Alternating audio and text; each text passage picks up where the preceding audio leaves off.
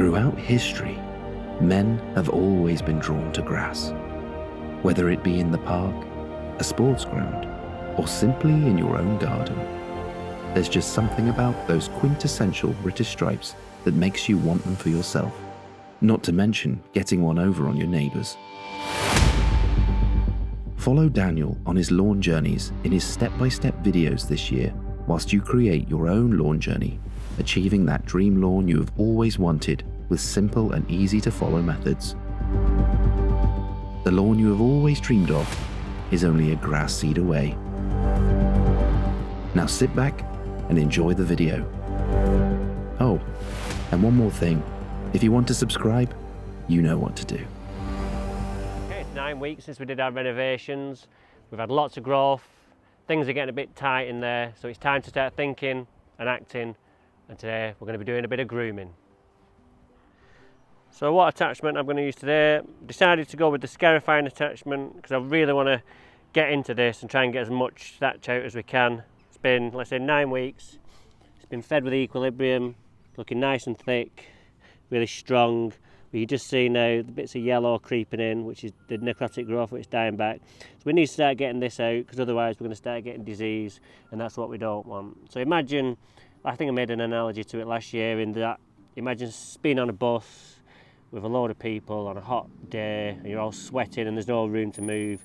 You're not going to be very happy. So if half the buzz got off and you could move a little bit, you'd be a lot happier, and that's the same with the grass. So what we're going to do is thin all this out, and hopefully then we can stop disease coming. Also what we're going to do, still got a bit of annual meadow grass lurking, so we're going to raise all these seed heads up, and then we'll go on with the rotary and chop all these tops off, and then it's almost like just a little reset, ready for the next feed, because this next feed is going to be like the last one that we're going to do in terms of summer, because in 8 weeks we're going to be in like middle of August, coming to the end of like the height of the summer in terms of where the sun's at its highest and get the nicest stripes, and then it starts to tail off. And this lawn especially, from August onwards, the worms start coming up and this lawn gets ruined. So we're going to make the most of this one. And then hopefully we've also got a special guest coming, trying something out on here. So I'll let you know about that.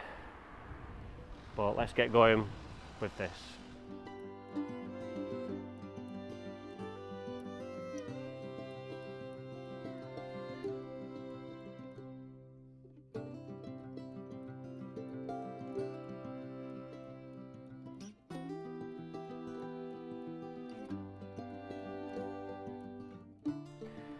Okay, so I've just done a double pass. I just showed you one of the passes. You can see what's come out, all this necrotic dead, lots of pine needles in there from over near the tree. But look at all this rotting vegetation in there. That can only be a good thing that we've got all that out. Plenty of it, and just think all that sponginess that creates in there, you know, how spongy is that? That's what we're mowing on, so got to get that out. So if we just leave that in, then it's going to build up and build up, and that's how you end up with your spongy lawn. So let's just have a closer look at what we've done, so you can now have an idea of how long the grass actually is. I mean, you've still not got all that stuff out, but you could just keep going all day like last year, but you have to draw the line somewhere, and 2 passes today is drawing the line. So maybe little and often is the way forward rather than leaving it 8 weeks. Little and often, and that way you're just removing bits at a time, not doing much damage. So I've brushed it, say for example, I'm trying to find the best angle for you, but I've brushed the grass this way, so we're on like a stripe going uphill. If I was to go on with the cylinder mower now and just mow that, it would just squash down and it wouldn't actually cut. So it's important that we mow the other way. So what I'm going to do is, so we can chop all those annual meadow grass seed heads off, I'm going to go over with the rotary mower against the stripes that we've created. So we're going to reset the stripes back to where they were originally in terms of like standing upright. The grass doesn't like it, but it's the best way to get all those seed heads and to make sure you get all this growth growing back again the right way. So it's just a little bit more of a factory reset. You see there, it's dead long. If I just go that way with the cylinder mower, the roller's going to squash it down and it's not actually going to get cut. But if we come this way and we lift it with the front of the rotary moat, which has got like little grooves at the front, which create like a combing effect. That'll lift it up, and then we'll be able to cut that way and remove all this growth. And then we can go back on with the cylinder with our reel attachment in there with our cassette, and then mow back the original way, putting the stripes back in. So that makes sense. It'll make more sense when I'm actually doing it for you. So let's get on with it before it starts raining maybe.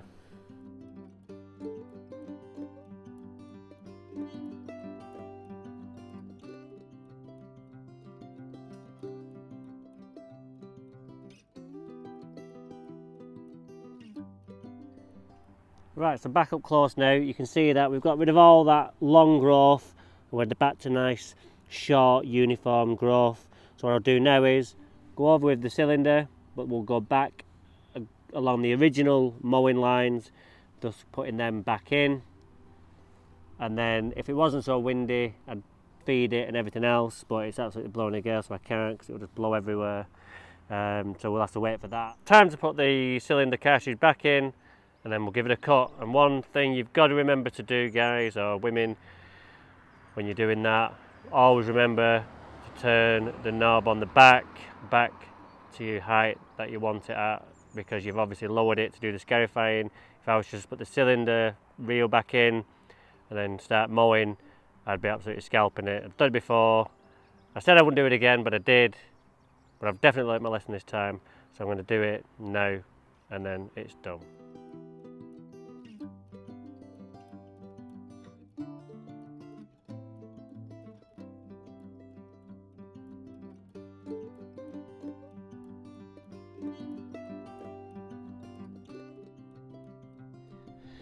So just thought I'd show you up close. See, we've reset it now, even shorter. You can see now how short the grass actually is. There's the soil level. So we've really done a good job there in resetting it. And you would never know we've been, to be honest. So if this was your house now and the weather allowed you to, you would now feed it with your granular because it's ready for that. I can't just because of the weather. It has started raining, it's too windy, and I haven't got any on me or in. But you could spray some Galactic or Steller if you wanted. Again, I can't do that because it's too windy, but you live at your house, so you can pick and choose the weather as it comes. I'm just pigeonholed to the actual slot that I'm here to get these things done, and it's windy for the rest of the week here in Bolton, so I won't get a chance now, but I've enjoyed doing that one. And like I say, doesn't look too bad considering we've just hammered it to death with the Scarifying. So forget your male grooming products on the dressing table. This is the real male grooming. So make sure you get this in your Christmas stocking. Okay, so I hope you've enjoyed this male grooming session today. Join me next time when we'll be feeding this and getting it ready for that visit of the special guest. So until then, take care and we'll see you soon.